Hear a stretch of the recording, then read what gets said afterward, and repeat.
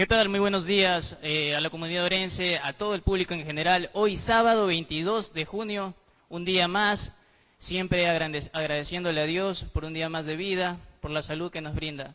¿Qué tal, Mayito? Buenos días. Hola, Brian, muy buenos días. ¿Qué tal su semana, Mayito? ¿Cómo ha pasado? Muy bien.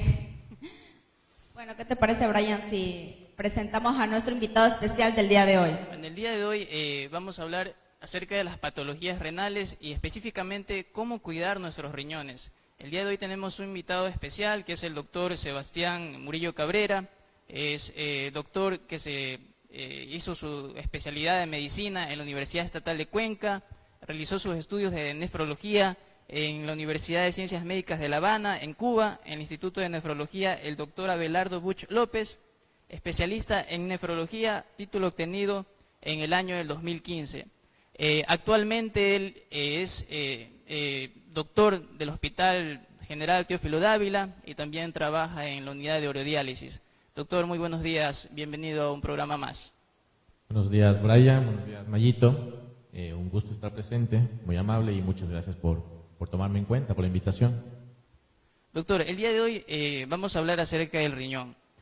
Conocemos a los riñones que son, se los considera como dos máquinas sofisticadas de procesamiento, ¿sí? Porque realmente son dos órganos que se encargan de la filtración, dos órganos que se encargan de la limpieza o de purificar la sangre y de mantener la parte de los electrolitos balanceados. Doctor, ¿cuáles son las funciones específicas del riñón? Porque a partir de eso nosotros vamos a hablar acerca de las patologías. Bueno, el riñón o los riñones en general en el organismo son muy importantes, cumplen una serie de funciones, no únicamente están limitados a la formación de orina.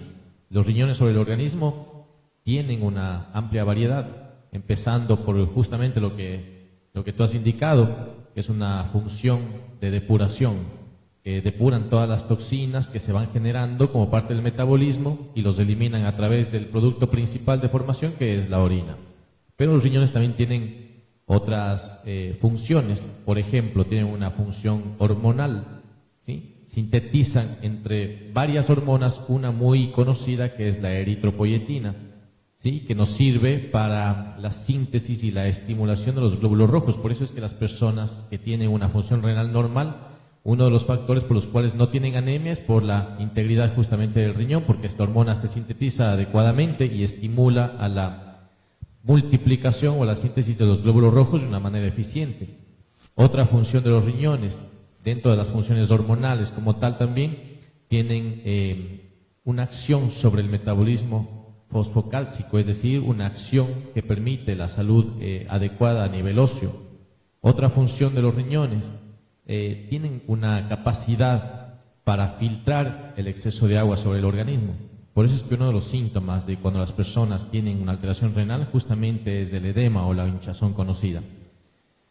En general, quizás podremos decir que esas son las funciones más o principales que tienen los riñones sobre el organismo. Existen otras también que quizás ya son un poquito más profundas en cuanto a la especialidad, sobre el control de los electrolitos, como tú habías dicho, sodio, fósforo, potasio, calcio, magnesio, ¿sí? Una función sobre el equilibrio del medio interno del organismo, sobre el equilibrio ácido-base. Y en general también tiene una función reguladora, ¿sí? Son los órganos que metabolizan gran parte de los medicamentos, gran parte de los nutrientes, gran parte de los elementos que ingresan al organismo. Bueno, en sí el riñón cumple un sinnúmero de funciones y todas las funciones del riñón son vitales para el organismo.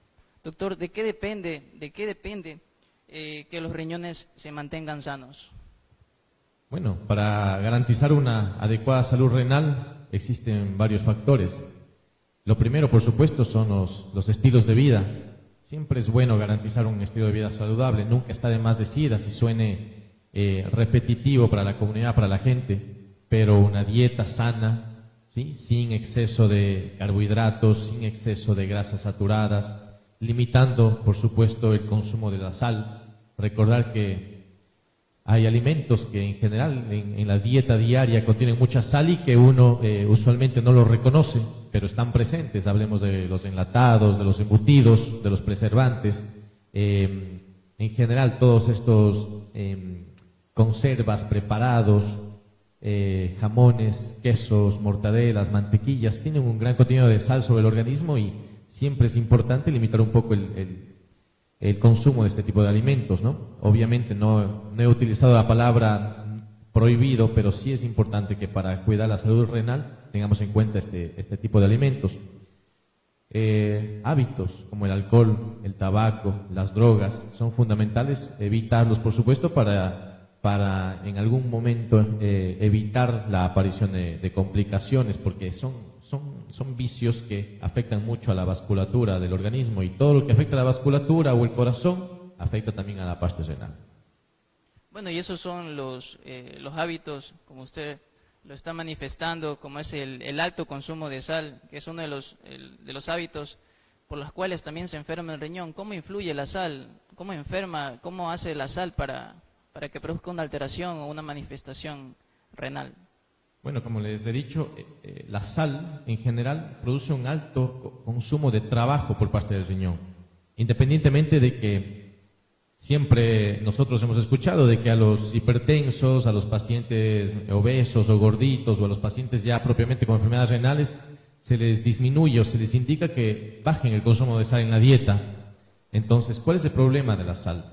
La sal afecta a la vasculatura renal, la sal empeora la hipertensión, la sal empeora el trabajo renal. Entonces, ese es el motivo por el cual un riñón que de por sí quizás no está funcionando en un 100% se va a ver mayormente afectado tras una dieta rica en consumos con alto contenido de sal. Doctor, y en cuanto a lo que ya mencionó de algunas patologías, la diabetes y lo que es la hipertensión arterial, sumado a esto también el envejecimiento, ¿son principales factores para también agravar lo que es la función renal? Sí, por supuesto. Siempre es importante conocer de que las principales enfermedades que dañan los riñones a nivel mundial, hablemos así, hablemos claro, es la diabetes y la hipertensión. En ese orden, la diabetes por mucho es la principal causa de daño renal. Recordar también que aproximadamente un 75% de diabéticos también son hipertensos, es decir, en gran parte de la población también se conjugan estos dos factores de riesgo. En general, el envejecimiento hoy en día se lo considera, sí, como un factor adicional, por supuesto. Está estudiado que a partir de los 40 años nosotros perdemos fisiológicamente un poquito de función renal por década, aproximadamente un 10%. Entonces, si estamos hablando de una persona de 80, 90 años, obviamente ya ha venido perdiendo por un tiempo importante, 40, 50 años, fisiológicamente un poco de función renal. Y si a eso se suma los daños exagerados o los daños propios de enfermedades como la diabetes o hipertensión, pues el daño renal en muchas ocasiones es tan serio y tan complejo como para requerir el inicio en las llamadas terapias de reemplazo renal, como son la diálisis peritoneal o la hemodiálisis. Doctor, ya entrando un poco más en materia, sabemos que existen algunas enfermedades que atacan al riñón. ¿Cuáles son las enfermedades más comunes que tenemos? Bueno, las enfermedades más comunes que afectan a la parte renal, hemos indicado ya la diabetes, la hipertensión. No podemos dejar de lado a todas las alteraciones de los lípidos, en general las dislipidemias, la obesidad, enfermedades como el tabaquismo o el alcoholismo afectan a la parte renal también. Pero existen otras, como por ejemplo los cálculos, ¿sí? La enfermedad litiásica, que también produce una afectación sobre la parte renal, porque en muchas de estas ocasiones limita o disminuye el flujo normal de orina por la vía urinaria. Por ejemplo, el crecimiento de la próstata en hombres también es una enfermedad adicional que puede condicionar un daño renal. La dieta que puedan llevar los pacientes o las personas puede condicionar una alteración renal, asimismo que conductas de alguna manera inapropiadas, como por ejemplo la automedicación excesiva o el consumo exagerado de antiinflamatorios, pues también conducen a una alteración de la función renal. Bien, doctor, ¿y es posible o hay incluso estudios que quizás demuestren que algunos productos naturales lleguen también a tener un impacto en lo que es la función renal? Sí, existen varios productos que circulan libremente sobre el mercado o en general en la calle y que no tienen el respaldo científico, que no tienen el registro sanitario, que se los vende con el objetivo de bajar de peso, que se los vende con el objetivo de disminuir o de desinflamar la próstata, que se los vende con el objetivo de limpiar arterias y que no tienen tal efecto. Al contrario, se ha estudiado que estos compuestos están constituidos por elementos que conducen a una disfunción renal. Nos ha tocado ver en la práctica diaria a gente que se automedica, a personas, incluso mujeres jóvenes de 20, 25 años que consumen este tipo de productos y que han terminado con alteraciones importantes de la función renal, incluso en diálisis. Entonces, con respecto a la pregunta, sí, por supuesto, existen muchas hierbas que no están indicadas, existen muchos medicamentos que no se deberían consumir sin una apropiada directriz médica. Ahora, doctor, ya hablando específicamente ya de la parte de las patologías renales, de las enfermedades renales, ¿cuáles son las más comunes que tenemos? Nos hablaba recién una de las causas de que puede causar una falla renal, la litiasis. ¿Qué otras enfermedades tenemos? Bueno, la litiasis es bastante común en nuestro medio, muy independiente de que estemos en una zona de calor. Existen ciertas profesiones, por ejemplo, que predisponen a la deshidratación. Los mineros, los cocineros, las personas que no tienen un acceso libre al agua en su jornada de trabajo, pues por supuesto son factores de riesgo que propician a enfermedades como la litiasis. Otras enfermedades que afectan a la parte renal, la principal por supuesto es la nefropatía diabética. Por mucho es el daño renal producido por la diabetes, es la causa más importante de daño renal, es la causa más importante de que los pacientes, si es que llega a una etapa de progresión, pues puedan llegar incluso a una diálisis. La hipertensión o la nefropatía hipertensiva también es otra de las causas comunes de daño renal en nuestra provincia. No podemos dejar de lado a las llamadas glomerulopatías, que son entidades propias de afectación renal que conducen también a una alteración en sentido general de todo el organismo, con manifestaciones sistémicas, con manifestaciones a todo nivel, que llevan también a una alteración incluso crónica de la parte renal. Dentro de estas glomerulopatías nos hemos visto enfrentados muchas veces, sobre todo en los adultos jóvenes, entre 30 y 50 años, a la llamada glomerulopatía membranosa, que vemos muy comúnmente aquí en la provincia del Oro. Existe otra llamada la nefropatía por IgA y la glomerulopatía por esclerosis segmental y focal, que también son bastante comunes aquí en la provincia. Y otra de las entidades que también conducen justamente a una alteración renal son las llamadas entidades o las enfermedades quísticas. No son los quistes que usualmente estamos acostumbrados a encontrar en los estudios de imagen, son entidades propias como la llamada enfermedad renal poliquística auxómica del adulto, que también lo hemos visto con bastante frecuencia aquí en la provincia. Ahora ya yendo por partes y hablando de la litiasis renal, es importante saber, por ejemplo, cómo están compuestos estos cálculos. Tal vez todos los cálculos son iguales y ¿cuál es el tamaño que debería preocuparme de un cálculo? Bueno, en cuanto a la enfermedad litiásica o la enfermedad por cálculos, sí hay que reconocer o hay que tener conciencia de que no siempre es lo que uno escucha. Muchas veces los vecinos nos dicen que un cálculo es igual a leche o que un cálculo es igual al consumo de queso, y no es así. En general existen una alta variedad de cálculos. Entonces, por ejemplo, existen de oxalato de calcio, de fosfato de calcio, de ácido úrico, de estrubita, de xantina, de adenina, y a su vez todos estos cálculos pueden estar mezclados y dar una variedad mucho mayor en la presencia de la población. Los más comunes por mucho aquí en la provincia son los cálculos de oxalato de calcio, de fosfato de calcio y de ácido úrico. Eso como composición. No todos los cálculos se los trata de igual manera. Por supuesto, lo ideal sería tratar de recoger esa piedrita, mandarla a estudiar y ver cuál es la composición de esa piedra para nosotros poder tener una idea clara de cuál es la composición principal y sobre eso trabajar, porque un cálculo de ácido úrico no se lo trata igual que un cálculo de calcio. Un cálculo de oxalato no es igual que un cálculo de fosfato. Entonces, eso es importante tener en cuenta. En cuanto a la dimensión de los cálculos, existe un poco de digamos, de variedad en cuanto a lo que dice la bibliografía.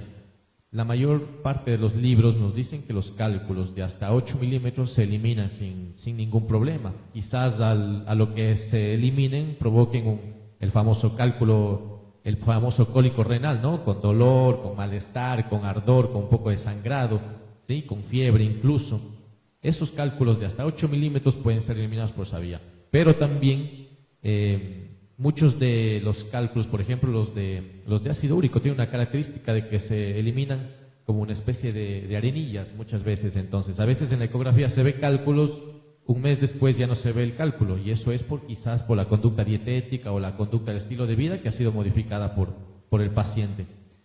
Cálculos mayores a 1 centímetro son difíciles de eliminar. Algunos libros dicen que hasta esa dimensión podrían eliminarse, pero en la práctica vemos que más de 1 centímetro de dimensión de cálculo, la verdad que es muy difícil que pueda ser eliminado, y esos cálculos ya ameritan otro tipo de atención, como por ejemplo la valoración por un urólogo. Ahora ya cerrando la parte de la litiasis renal, ¿cuál es el tratamiento oportuno que se le debe dar al paciente que generalmente tiene cálculos? Bueno, si es que nosotros logramos identificar un cálculo de manera temprana, es decir, si es que accidentalmente, si es que cabe el término, encontramos un cálculo en un estudio de imagen, es importante tomar en cuenta los factores de riesgo que hemos dicho.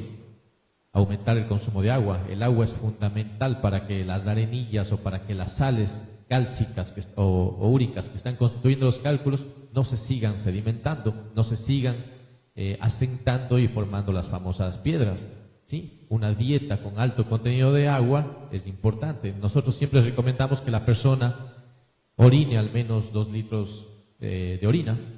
Eso incluye de que por lo menos debe beber 3 litros de agua para que pueda eliminar esa cantidad de orina. Otra de la conducta que tomamos como parte del tratamiento es disminuir el consumo de sal. Ya hemos dicho que la sal también favorece el crecimiento de los cálculos, sobre todo estos alimentos procesados que contienen mucho contenido de sal.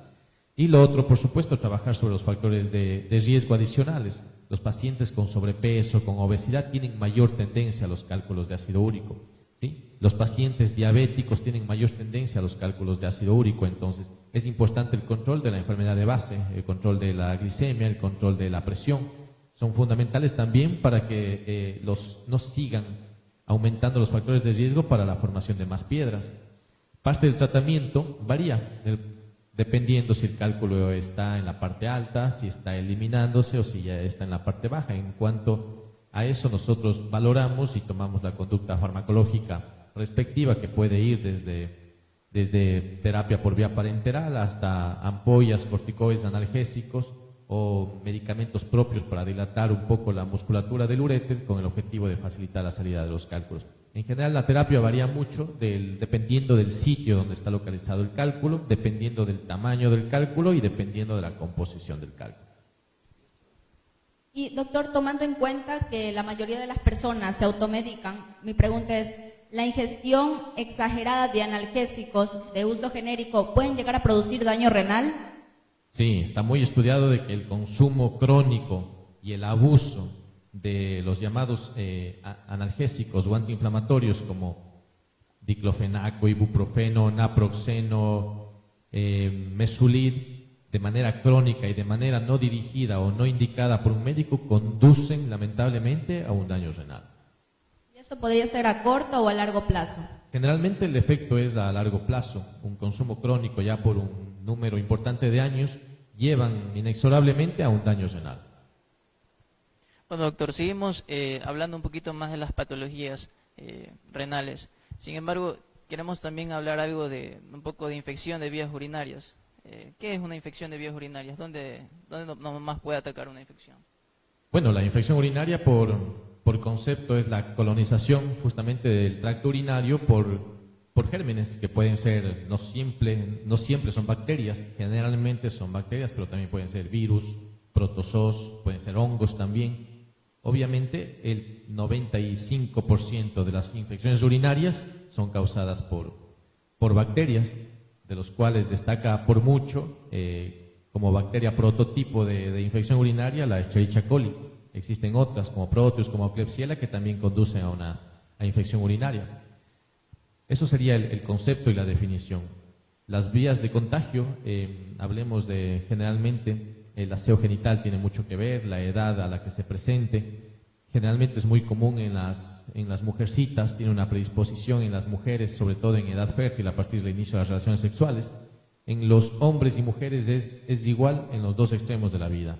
Hablemos de que en los niños es muy común, al igual que en las mujeres, y en el otro extremo de la vida, ya en los ancianos, también es bastante común en los hombres y en las mujeres, sobre todo en los hombres a partir de patologías urinarias obstructivas como litiasis, como próstata, y en las mujeres también a partir de que la protección hormonal que le confiere su edad fértil se pierde y también favorece el crecimiento de bacterias. ¿Y una infección de vías urinarias puede producir un daño renal? Las infecciones repetidas de vías urinarias pudieran conducir a una alteración de la función renal. No son causa común de diálisis, hablemoslo así, para nada, pero sí conducen a alteraciones de la función renal en el sentido de que infecciones complicadas, infecciones maltratadas e infecciones que progresan a un nivel alto conducen a la llamada pielonefritis o infección del riñón, que sí pueden condicionar posteriormente ya una afectación de la función y una disminución del porcentaje de filtrado o de función. Ahora, ¿qué pacientes son más propensos a tener una infección de vías urinarias? Hablando ya de patologías crónicas. Por ejemplo, un diabético es más propenso a tener infecciones de vías urinarias. ¿Por qué razón? Un diabético sí, por supuesto, más fácil que un diabético padezca una infección urinaria, básicamente a expensas del mal control de su diabetes, del mal control glucémico. Recordar que cuando la glucosa sobre el organismo sobrepasa cierto nivel, se empieza ya a eliminar un poco de glucosa o de azúcar, para que se entienda, por la orina. Entonces, eso constituye un factor favorecedor para el crecimiento de las bacterias. Hablemos de que eliminar un poco de glucosa por la orina es como darle alimento a las bacterias que puedan estar presentes en la orina y que favorezca su crecimiento. Entonces, sí, ellos son un grupo poblacional que se ve más en riesgo de adquirir una infección urinaria. No descartar a aquellos pacientes que están consumiendo medicamentos como corticoides, ¿sí?, que tienen algún tipo de inmunosupresión, que también los hace más proclives al desarrollo de infecciones urinarias. No descartar que es más común también los pacientes que tienen de alguna manera una sonda vesical o que tienen dependencia de pañal, que tienen alteraciones del tracto urinario, como por ejemplo descenso de vejiga, o la misma presencia de las piedras favorece al crecimiento de bacterias. ¿Y los niños que son circuncidados también tienen mayor probabilidad de tener una infección de vías urinarias? No. Los niños circuncidados tienen el mismo riesgo de infección urinaria que los que no lo están. Porque esa era una de las preguntas más comunes que hace la comunidad. Igual nos preguntan, por ejemplo, si los anticonceptivos favorecen y por qué la menopausia aumenta el riesgo de tener una infección de vía urinaria. ¿Es falso? Sí, a ver, las mujeres en edad fértil, hablemos de que la fertilidad en promedio de una mujer está hasta los 45 años, a partir de lo cual se viene el periodo de la menopausia, en el curso de aproximadamente unos 2 años de evolución. Existen unas hormonas sobre el organismo que en la etapa fértil de la mujer tienen el factor protector de infecciones, hablemoslo así. Entonces, cuando la mujer ya sale de esta etapa fértil y pasa hacia la menopausia, se pierde un poco este factor protector, que lo que hace es una especie de hormonas que favorecen barreras de protección a nivel vaginal. Entonces, estas barreras de alguna manera se pierden cuando la mujer alcanza los 45 años. En adelante es mucho más común que pudiera aparecer una infección urinaria a partir de esta situación. Ya, doctor, cerrando el tema de infección de vías urinarias, ¿sería conveniente siempre que una persona que tenga una infección realizarse un cultivo o usted recomienda que se automediquen? Siempre va a ser importante que hay que reconocer que existen infecciones urinarias altas, infecciones urinarias bajas, infecciones urinarias complicadas y infecciones urinarias no complicadas. Eso nosotros normalmente lo analizamos en una consulta. Nunca va a ser bueno que la persona se automedique. No es bueno, y lo vemos con una altísima frecuencia, en donde generalmente son las mujeres que acuden tras un dolor en bajo vientre, un poquito de ardor al orinar, quizás un poquito de secreción vaginal, acuden a las farmacias, ¿no?, y se les indica de entrada antibióticos de amplio espectro. a veces por un dolor, por una fiebre esporádica o por simplemente por molestias al orinar, son administrados medicamentos como amicacina, como gentamicina, que si es que se utilizan a unas dosis inadecuadas también conducen a un daño renal, y lo hemos visto también con mucha frecuencia aquí en la provincia, en los hospitales. Nunca va a ser bueno la automedicación. Lo que siempre se recomienda es que si es que por supuesto hay el acceso a los servicios de salud, esa persona sea valorada, en donde se analizará si es que la infección urinaria es complicada, se podrá mandar por supuesto un urocultivo, que sería lo ideal. No siempre hay esa posibilidad y las guías nos recomiendan la utilización de un antibiótico empírico que se llama, mientras se obtiene el resultado del cultivo, porque el cultivo lo que nos va a dar es el nombre y apellido de la bacteria y a qué antibiótico esa bacteria va a morir. Por lo tanto, sí es importante tener esa arma sobre las manos.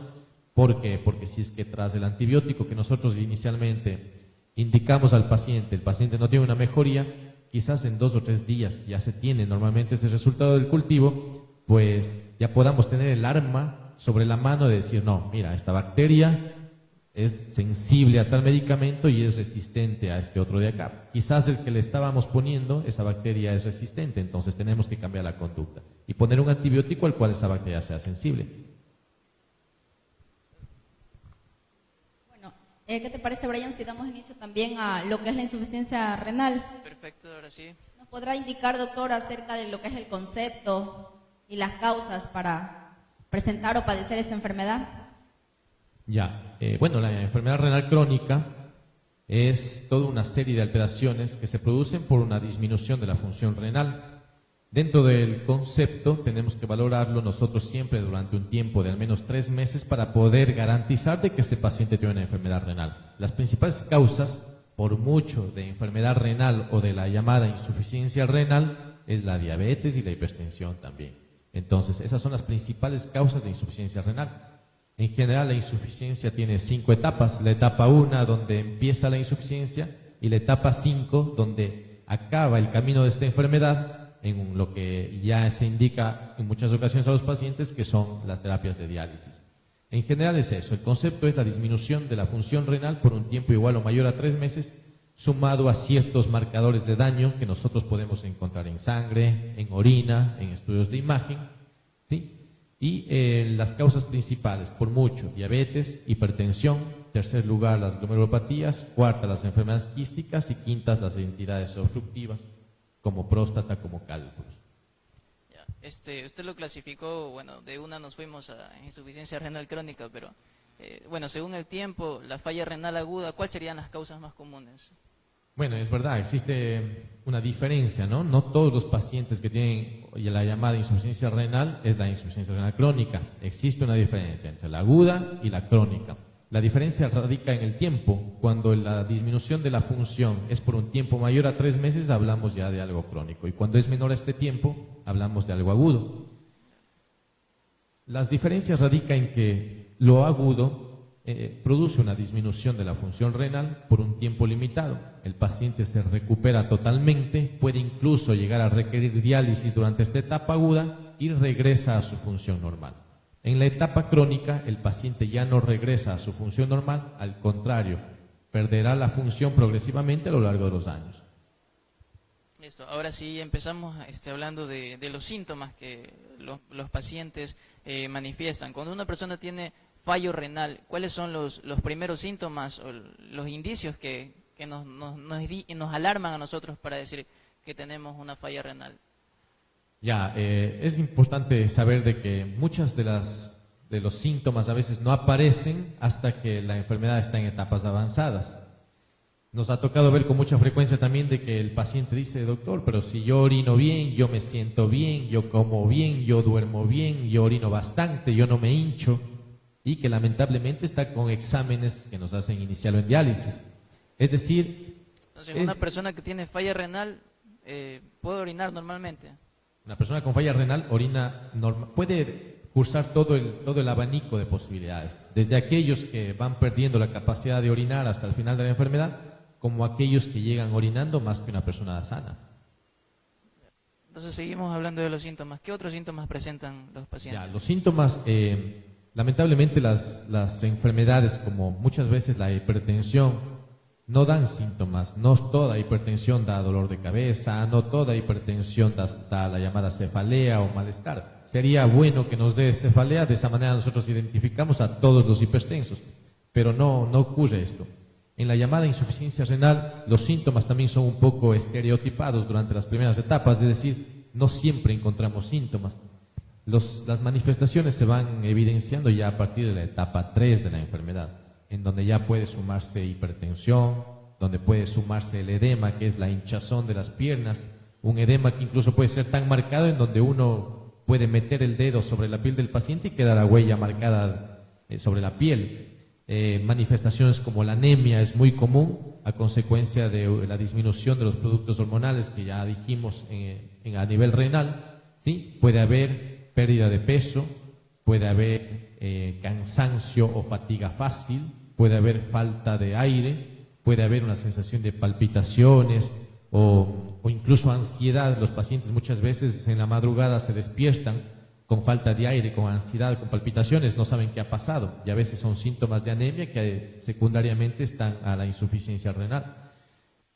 Uno de los datos más llamativos muchas veces es la nicturia, que hay que diferenciarla del aumento de la frecuencia al orinar secundaria al crecimiento prostático. Pero muchos de los pacientes refieren esta manifestación, es decir, en la noche se empiezan a despertar 2, 3, 4, 5 veces a orinar y resulta que uno les ve la próstata y la próstata está normal. Es decir, no es la próstata lo que les está llevando a despertarse cada rato durante la noche, es porque el riñón pierde una característica que es la capacidad de concentrar la orina. Entonces, durante la noche se empieza a formar orina y el paciente, como el riñón no está en la capacidad de concentrarla, pues la empieza a eliminar de una manera mucho más frecuente. Entonces, este es un síntoma muy importante, la nicturia o el aumento de la frecuencia al orinar durante la noche. La presencia de espuma en la orina también puede hacernos suponer que el riñón pudiera estar perdiendo proteínas y de que se está afectando. Básicamente serían esos. Son síntomas bastante generales en sentido, digamos, claro, pero que si es que nosotros aprendemos a reconocerlos, los aprendemos a identificar, nos pueden ayudar de mucho. Y justamente el paciente nos manifiesta, ¿no? Que vamos, ahorita ilustramos con el video de... El agua es un elemento esencial para la vida en la Tierra. Sin agua no habría vida. Todos los seres vivos están formados por una o por muchas células. Todas ellas necesitan vivir en un entorno líquido equilibrado, con determinada cantidad de agua y de otras sustancias como las sales minerales. En este entorno salino, llamado líquido intersticial, las células encuentran los alimentos que necesitan para su desarrollo y a él vierten los productos de desecho de su actividad. En todo momento es imprescindible mantener un equilibrio en ese líquido interno, donde continuamente se aporten nutrientes y se eliminen los desechos.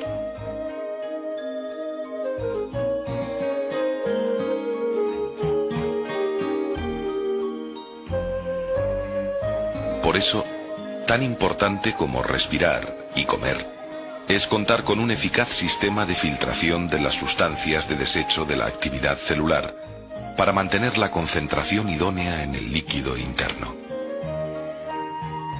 En el hombre, el agua representa entre el 60 y el 70%. Funcionamiento del riñón.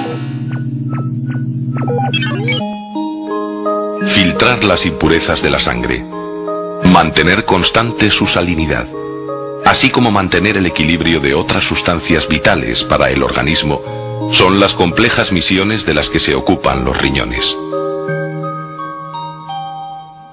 Resulta prodigioso que estos diminutos órganos, de apenas 150 gramos cada uno, sean el sistema de limpieza del organismo.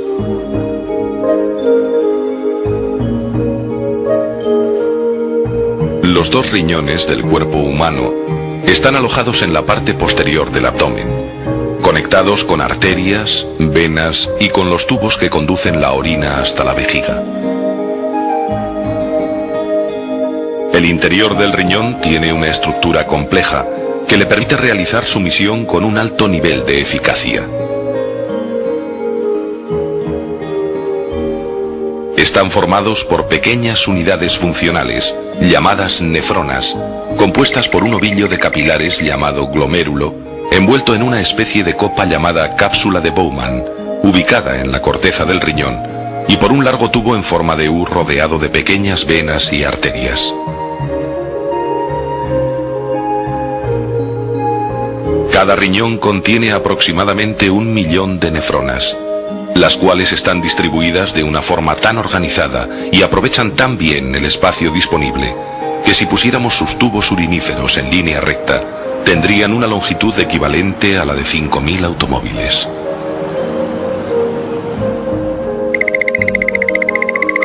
La misión de la nefrona es filtrar la sangre que llega a los capilares del glomérulo situados en el interior de la cápsula de Bowman.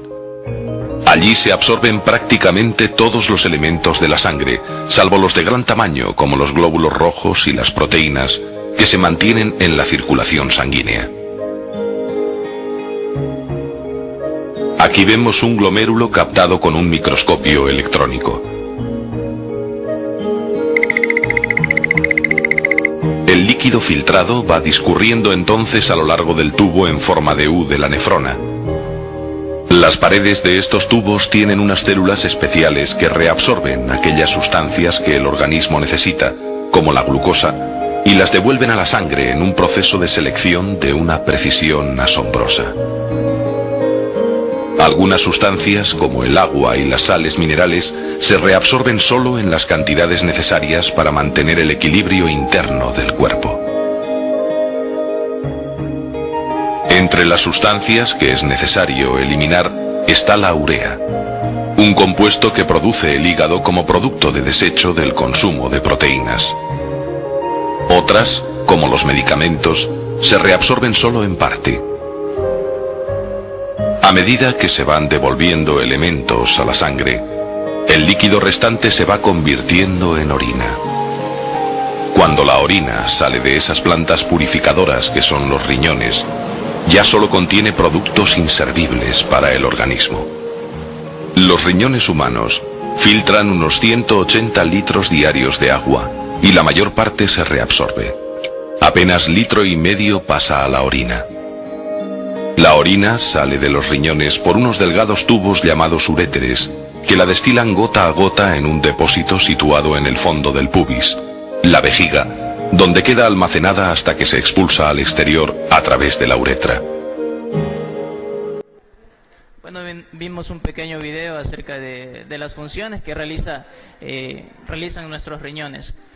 Quiero enviar un cordial saludo a los alumnos del último semestre que cursan con el doctor Víctor Lanchi, y justamente el auditorio nos va a ayudar con unas preguntas que tienen para el doctor.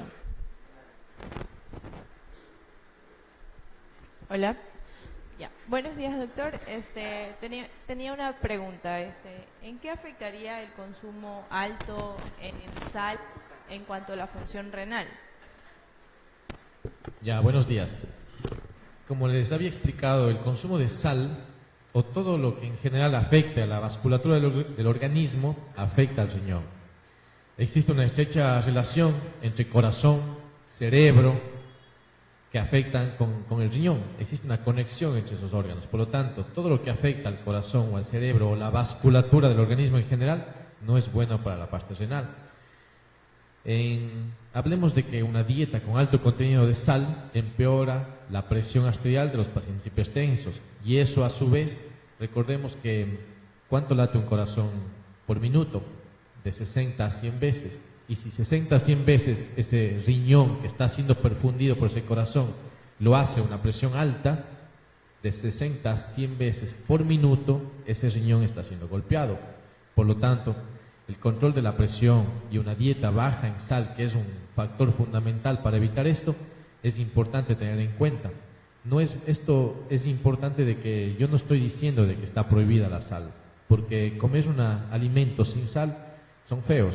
A mí no me gustan tampoco, y creo que si es que alguna vez me llegan a decir, doctor, no ponga sal en la comida, pues lamentablemente yo no podré hacer caso a eso. Lo que sí es importante es que disminuyan el consumo de sal. No le echen tanta sal a la comida, no le echen alimentos que tienen alta sal, como les dije, y que uno no sabe, enlatados, embutidos, preservantes, ajinomotos, condimentos. Esto aumenta notablemente el porcentaje de la comida de sal y empeora el comportamiento de los diferentes órganos sobre el organismo, entre ellos el riñón. Muy bien, ¿alguna otra pregunta? Bueno, sí. Buenos días, doctores. Mi pregunta iba en relación a cuál es uno de los primeros síntomas que se presenta en pacientes que previamente ya son hipertensos o diabéticos y de qué forma ellos pueden cuidar sus riñones y evitar pues estas patologías. Ya, muchas gracias. Pacientes diabéticos e hipertensos, creo que el mensaje que yo quiero que se lleven es de que son las principales causas de daño renal crónico. Por lo tanto, los pacientes que ya tienen esta condición de ser diabéticos o ser hipertensos tienen que cuidar aún mucho más la parte renal. Tienen que hidratarse bien, tienen que evitar la ingesta de alimentos con alto contenido de sal, evitar la automedicación, practicar una actividad física. En este sentido, sí, sería fundamental que disminuyan el consumo de tabaco, de alcohol o respirar el humo de tabaco, que también hace mal. Las manifestaciones que pueden presentarse son variables. Por ejemplo, en los pacientes diabéticos a veces es muy común que empiecen a hincharse, que empiecen a ver cómo las piernas se van hinchando, eso es lo que se llama el famoso edema. Empiecen a presentar un poco de falta de aire, empiecen a presentar malestar, decaimiento, fatiga, cansancio fácil, agitación. Pero también es un síntoma muy común la presencia de la orina espumosa, sobre todo en diabéticos, ¿sí? El riñón tiene una capacidad de filtración, evita que se pierdan elementos buenos, ¿sí? Cuando esa membrana se afecta, se empieza a perder proteínas, y la presencia de proteínas en la orina da esta característica espumosa. Hay pacientes que dicen, bueno, yo me voy al baño y tengo que botar 2 veces el agua porque tras la segunda vez sigue estando espuma sobre el inodoro. Entonces son síntomas a tener en cuenta, sobre todo que no están presentes en todos ellos, pero que sí pueden en muchas ocasiones darnos una idea de ser un signo temprano de daño renal, o que ya la diabetes o la hipertensión como condición están produciendo ya una afectación sobre un órgano diana, que es el riñón. ¿Alguna otra pregunta tal vez? Sí, muy buenos días, doctores. En cuanto a litiasis renal, mi pregunta va acerca de la terapia que se les envía a los pacientes, que es la ingesta abundante de agua, y también los envían a saltar. ¿Qué tan efectivo es este procedimiento para que, como lo manifiestan todos, baje el cálculo? Repítame la pregunta, por favor, no me quedó claro. Ya, cuando un paciente tiene cálculos renales, los doctores les envían a que tome bastante agua y que salten. Ya se tardes. Ajá. Y a tomar una cerveza también. Sí, bueno, eso es tratar de justificar lo que no es justificable. Ya. A ver, miren, hay una creencia, hablemos así, de que la presencia de cálculos sobre la vía urinaria, tomando ciertas conductas, vamos a favorecer de que ese cálculo camine o se elimine, y nada de eso está demostrado científicamente. El producir una dieta o el tomar una dieta con alto contenido de agua, lo único que ha demostrado en los estudios es que existe mayor riesgo de rotura de ureter, más no de eliminación más rápida del cálculo. En general, el consumo de cerveza que muchos quisieran justificar no está indicado para nada, porque tiene este mismo sentido. El saltar la cuerda, el subir las gradas, la práctica, incluso hasta sugieren muchas veces, de relaciones sexuales, nada de eso está indicado. Nada de eso tiene peso para favorecer la eliminación de los cálculos. Buenos días, doctores. Mi pregunta es, ¿qué tipo de alimentos debería evitar si tengo cálculos renales? ¿Qué tipo de alimentos debemos evitar si tenemos cálculos en los riñones? Bueno, como les había dicho en un inicio, no todos los cálculos son igual. Existen cálculos de oxalato de calcio, de fosfato, de ácido úrico. A su vez, estos en muchas ocasiones pueden estar mezclados. Con los cálculos de oxalato de calcio, básicamente hay que, aunque ustedes no lo crean, disminuir también el contenido de sal, porque la sal hace que las piedras o las arenillas que ya están presentes en la orina no sigan precipitándose. Entonces, eliminar los alimentos con alto contenido de sal que ya les he dicho. En cuanto a los cálculos de ácido úrico, hay alimentos que tienen alto contenido de esta sal en ellos. La cerveza, por ejemplo, muchos de los pacientes son acostumbrados a comer el pollo y a mascar el cartílago y a quedarse con el cartílago en la boca un buen rato. Eso tiene un elemento que se llama hidroxiprolina, que es un precursor de ácido úrico, ¿sí? Otros alimentos ricos en ácido úrico, por supuesto, los enlatados, los embutidos, las carnes. En este sentido, sí, si es que lográramos identificar de que el cálculo en esa persona es de ácido úrico, sí hay que disminuir la ingesta de carnes, básicamente las carnes rojas, cerdo, borrego, cuy y res. ¿Alguna otra pregunta? Muy buenos días. La comunidad tiene una duda del agua de Chancapiedra, piensa que es efectiva. Mi pregunta sería, ¿qué tan efectiva es contra los cálculos renales? No está demostrado que la chancapiedra favorezca la eliminación o la disolución de los cálculos en los pacientes. Nosotros como médicos especialistas en riñones, vemos todos los días, recetamos esa misma duda, esa misma inquietud por parte del paciente. En la consulta nos llegan pacientes con 2, 3, 4 cálculos en los riñones y dicen, doctor, estoy tomando la chancapiedra y sí me ha ayudado. Otros dicen, doctor, ya llevo 6 meses tomando chancapiedra y los cálculos ya no son 2, ahora son 4. Entonces, no tiene peso tampoco, lamentablemente, aunque produzca esta opinión un poco de decepción en los que escuchan, pero no tiene peso sobre la eliminación de cálculos. ¿Alguna otra pregunta tal vez? Ya, buenos días. ¿Cuál es la razón por la que los pacientes con insuficiencia renal crónica presentan picazón o prurito? ¿Cuál es la razón por la cual los pacientes sienten picazón, los que tienen insuficiencia renal crónica? Ya, el riñón, como les había dicho, tiene múltiples funciones. Una de ellas es la regulación de elementos como el calcio, como el fósforo. La principal causa de prurito o picazón, sobre todo en los pacientes en diálisis, es el aumento de los niveles de fósforo. El riñón, cuando ya se viene afectando por un largo tiempo, pierde la capacidad para metabolizar adecuadamente el fósforo, para eliminarlo. Entonces se empieza a acumular de manera crónica un poquito de fósforo en el organismo todos los días. Y si a eso se suma de que el paciente consume alimentos ricos en fósforo, pues los niveles van a estar elevados. Y esa es la principal causa por la que produzca picazón o prurito sobre la persona.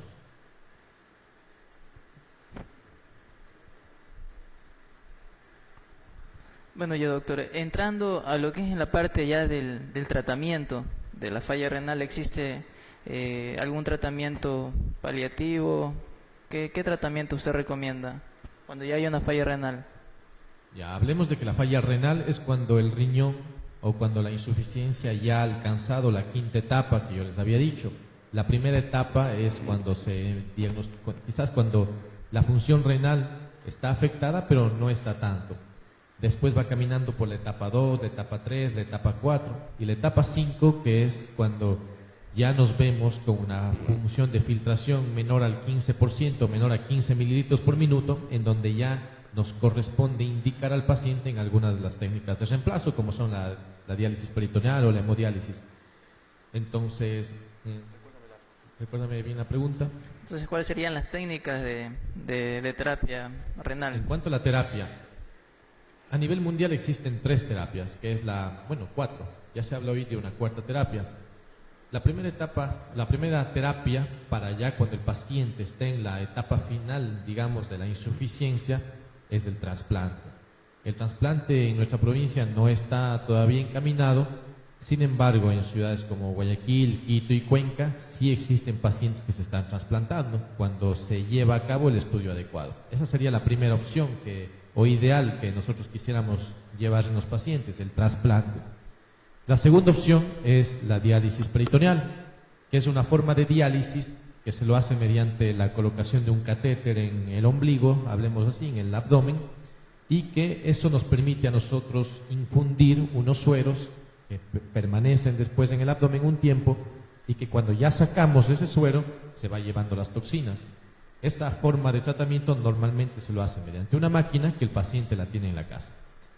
Y la tercera forma de terapia es la llamada hemodiálisis. Todos hemos visto o conocemos, porque la prevalencia de enfermos renales en diálisis aquí en la provincia es alta, todos conocemos a algún enfermo en diálisis en la familia o amigo, es mediante una máquina que lo que hace es sacar un poco de sangre del organismo a una velocidad de tiempo, por unas líneas. Esas líneas pasan a un filtro, el filtro retiene todos los productos de desecho y la máquina le devuelve al paciente ya la sangre depurada o la sangre limpia. Esas son las tres principales formas de la terapia de reemplazo renal que tenemos. Sin embargo, existe hoy en día una cuarta, que es el tratamiento paliativo. Lo hacemos con aquellos pacientes que no son susceptibles de recibir ninguna de las tres terapias anteriores y que de alguna manera con un tratamiento farmacológico pudieran llevar una vida normal o una vida bastante decente sin el uso de estas terapias. Bien, doctor, según la Organización Mundial de la Salud, indicaba que alrededor del 12% a nivel de América Latina se estaba ofreciendo lo que es la diálisis peritoneal domiciliaria. Quizás en nuestra provincia ya se aplica eso o no. Sí, la diálisis peritoneal es una forma, tiene diferentes formas la diálisis peritoneal. Una forma que se llama automatizada y una forma que se llama manual. La manera manual es mediante el uso de unos sueros que se infunde al paciente en la cavidad abdominal. Esos sueros quedan ahí y cuando uno los retira manualmente, ese líquido depura todo. Y la forma automatizada, que es la que también se ofrece aquí en la provincia y que sí se lo hace con mucha calidad, en la que la persona ya no se infunde el suero de manera manual, sino es una máquina la que le infunde este suero. Esta terapia normalmente se lleva a cabo durante la noche, en donde el paciente duerme, la máquina infunde y saca, digamos, los líquidos peritoneales, y en la mañana el paciente se desconecta. Y de esa forma el paciente se ha dializado durante toda la noche a través de una máquina, diferente a lo que hace con la terapia manual, en donde es el paciente, obviamente, generalmente en el horario del día, quien hace estos intercambios. Las dos terapias se las ofrece igual aquí en la provincia y con bastante calidad porque los insumos y las máquinas en general son muy buenos.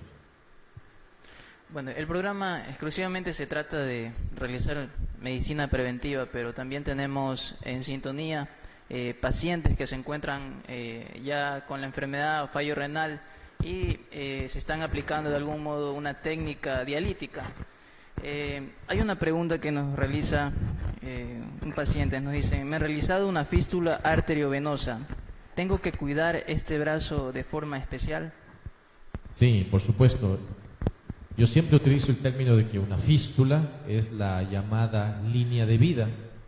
Es lo que les va a permitir a esos pacientes continuar con su vida. Es lo que les va a permitir conectarse o tener una conexión entre la máquina y su cuerpo. Entonces, por supuesto que hay que cuidar mucho el brazo de la fístula. Existen pacientes que conocemos que tienen fístulas 25 años. Existen pacientes que se les confecciona la fístula un día y que al mes esa fístula ya se trombosa o se tapa para que sea más claro el mensaje. Entonces, siempre nosotros indicamos el adecuado cuidado del brazo, el lavado del brazo, no utilizar prendas apretadas en ese lado, no utilizar relojes, no utilizar pulseras, no dormir sobre ese lado del cuerpo, porque pudiera a veces el paciente quedarse dormido sobre el brazo y eso propiciar que se produzca la trombosis y la pérdida de esa fístula. Siempre recomendamos también que mantengan sus niveles de presión bastante adecuados. A veces un bajón de presión es suficiente como para que esas fístulas se pierdan o se obstruyan. Por lo tanto, el cuidado de un acceso, el cuidado de un brazo y de una fístula es fundamental para que el paciente pueda seguir con su terapia por muchos años.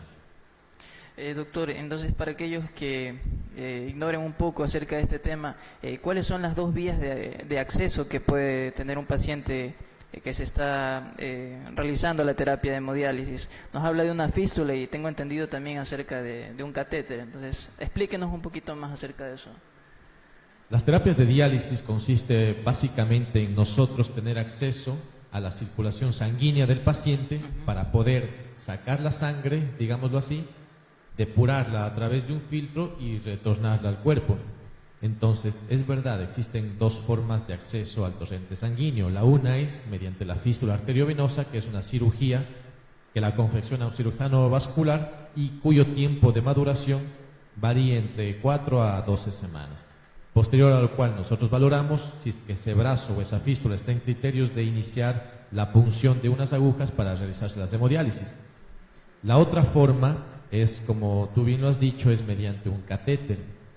Esta forma no nos gusta mucho, sin embargo, es la que más lo hacemos, lamentablemente porque los pacientes llegan a veces a los hospitales o a los centros ya en una etapa avanzada de la enfermedad, donde no quisiéramos que nos lleguen así, en donde ya no tienen el tiempo para poderse hacer la fístula, en donde si idealmente le haríamos la fístula mientras está hospitalizado, tampoco nos da el tiempo de maduración de ese acceso. Por lo tanto, no nos queda más que iniciar en las terapias de diálisis por medio de un catéter. Siempre recordando de que un catéter es un cuerpo extraño en el organismo. El organismo a veces lo rechaza. Esos catéteres muchas veces se infectan y nosotros, para poder tratar esas infecciones, no podemos utilizar medicamentos por vía oral porque son infecciones serias. Entonces tenemos que utilizar medicamentos de amplio espectro, tenemos que utilizar medicamentos fuertes para tratar estas infecciones asociadas a un catéter que necesitamos obligadamente para llevar las diálisis. Y justamente una de esas preguntas nos dice acerca del catéter. ¿Qué cuidados debe tener con el catéter para que le dure más? Bueno, es una pregunta de un paciente que le han puesto un catéter. Bueno, como les había dicho, el cuidado de la fístula es importante, pero así también debemos cuidar el catéter. ¿Qué cuidados nosotros recomendamos a los pacientes que se están haciendo diálisis y que actualmente son portadores de un catéter? Evitar la humedad, eso es lo principal. Evitar la humedad, siempre les recomendamos que se pongan un plástico o una especie de parche impermeable cuando se bañen. Por supuesto, no está indicado de que pudieran acudir a piscinas o playas por el riesgo de infección de ese catéter. No es bueno y les recomendamos que no manipulen el acceso, que no se lo toquen. Generalmente eso está cubierto por un parche que es colocado en la unidad de diálisis y no es recomendable que el paciente desprenda el parche y lo revise, porque a veces dicen, me pica un poco ahí en la piel, le abrí para ver cómo estaba y resulta que ese catéter llega expuesto, que ese catéter llega infectado y que la piel llega roja y llega eritematosa, llega ya con signos de infección, en donde nos hace nuevamente ir a lo que no nos gusta, empezar a poner antibióticos o por último cambiar el lado de catéter, y eso son procedimientos cruentos que van en detrimento de la salud de ellos, que de alguna manera, si es que no estuvieran expuestos a todos estos daños, los pacientes tendrían una mejor evolución, que cuando lo vemos, que cuando entran a diálisis por medio de una fístula, evolucionan muchísimo mejor. Entonces la recomendación es la confección de la fístula de forma más temprana. Sí, lo ideal es tratar de identificar la enfermedad lo más tempranamente posible, llevar un seguimiento apropiado y cuando ya su médico le vea que está la enfermedad progresando, se le mandará a confeccionar su fístula oportunamente y el paciente entrará a diálisis de una manera programada, de una manera adecuada, con una preparación psicológica importante, con un adecuado estado nutricional, con un mejor estado inmunológico y con un garantizado un acceso vascular. Listo.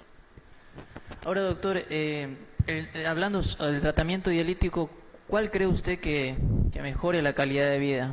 ¿La diálisis peritoneal o la hemodiálisis? ¿Cuál sería mejor? ¿Cuál es su recomendación? Bueno, en ese sentido está muy estudiado de que vuelvo a las 3 terapias más importantes, el trasplante, la hemodiálisis y la diálisis peritoneal. Por mucho, la mejor forma o la terapia ideal para los pacientes es el trasplante. Como les digo, en la provincia eso no está encaminado aún y son solo pocos hospitales a nivel nacional que están gestionando los trasplantes y la cola o la lista de espera es bastante larga. En cuanto a la hemodiálisis y la diálisis peritoneal, nosotros siempre valoramos el estado general del paciente, las condiciones que tengan para llevarse a cabo una terapia tan compleja en la casa, el apoyo familiar, la motivación y la predisposición que pueda tener el paciente, el estado vascular, la condición anatómica, pero yendo al punto claro, las dos técnicas ofrecen la misma sobrevida a los pacientes, siempre y cuando lleven su terapia apropiadamente. Doctor, y en estos pacientes que por lo general, bueno, ya diagnosticados de enfermedad renal crónica y con el acceso vascular ya permanente, ¿el pronóstico en estos pacientes? Los pacientes que entran a diálisis preparados en estas 4 esferas, psicológica, nutricional, inmunológica y vascular, viven más que los que entran de una manera de urgencia, viven más los que entran a diálisis por medio de una fístula que los que lo hacen por medio de un catéter.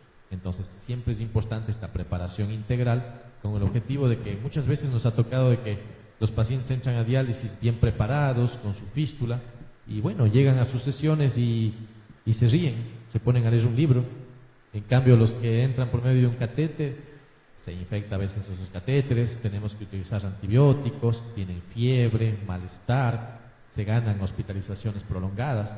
Por lo tanto, creo que queda claro de que es muchísimo mejor de que lo hagan de una manera apropiada y para eso es importante el diagnóstico temprano en atención primaria, la prevención que hemos dicho, si es que los pacientes bueno, tienen las dos condiciones más comunes de daño, como son la diabetes y la hipertensión, siempre chequen la parte renal para ver que no exista alguna falla, porque cuando vemos ya alguna alteración de daño, quizás podamos hacer todos los esfuerzos para dilatar la progresión de la enfermedad y de manera general o como objetivo principal, por supuesto, evitar la llegada eventual de esos pacientes a las diálisis. La calidad de vida de los pacientes. La calidad de vida mejora muchísimo cuando el paciente tiene un buen seguimiento, cuando el paciente llega preparado. Les pongo este mismo ejemplo, no es lo mismo que un paciente llegue bien preparado a leer un libro en las máquinas que un paciente que no lo venga bien preparado y tenga que pasar incluso complicaciones asociadas a ese mismo dispositivo que nos corresponde de manera obligatoria. Doctor, ya llegando a la parte final, incluso haciendo lo que es medicina preventiva, usted, ¿cuál cree que serían los exámenes que usted recomendaría para que el paciente vaya a consulta, los exámenes? Bueno, lo que siempre yo les digo a los pacientes, y repito, si son diabéticos o hipertensos, chequeen la parte renal. Y eso deben hacerlo primero con valores de laboratorio que corresponde a una biometría hemática, donde se reporta cómo están los leucocitos, cómo está la hemoglobina, porque a veces ya cuando vemos disminución de las cifras, empezamos a pensar en que pudiera ser una afectación renal. Siempre es importante valores de urea y creatinina, que son los principales productos que reflejan el trabajo renal sobre el organismo y que podemos encontrarlos en sangre. Un poquito más específicos, los niveles de sodio, potasio y cloro son importantes también valorarlos y por supuesto es casi que va de la mano el examen de orina, porque el examen de orina nos va a indicar si es que hay elementos de daño, si es que hay sangre en la orina, si es que hay la famosa hematuria, si es que hay proteinuria, si es que hay cilindros que nos hagan pensar en que algo del riñón está mal. Entonces, un chequeo básico, la verdad que es un chequeo básico lo que se necesita para identificar una disfunción o una lesión renal. Ya posteriormente será valorado y si es que se necesita profundizar en estudios, pues se lo hará, como por ejemplo estudios de imagen, una ecografía, una tomografía. Pero se necesita un examen muy básico que se los realice en cualquier laboratorio con el objetivo de tener una idea de cómo está funcionando el riñón, sobre todo en aquellos pacientes que tienen estas dos condiciones, diabetes, hipertensión, antecedentes familiares de diabetes, de hipertensión, antecedentes de pacientes con insuficiencia renal. Buenísimo. Doctor, tenemos algunos saludos en Facebook para Patti Margot Quesada. Qué gusto verlo a los tiempos, querido doctor Murillo. Excelente profesional con gran calidad humana. Un abrazo a la distancia. Talía Bermeo, excelente información. Saludos, doctor Sebastián. Igualmente un saludo para el doctor Leopoldo Muñoz, que siempre está en la sintonía de nuestro programa. Para José Manuel Lozano. David Pesantes Piedra, saludos doctor Sebastián Murillo Cabrera, buenos días doctor. Una pregunta, tengo un quiste en el riñón, ¿qué tratamiento o dónde acudo para hacerme tratar? Los quistes es variable, no todos los quistes son malos.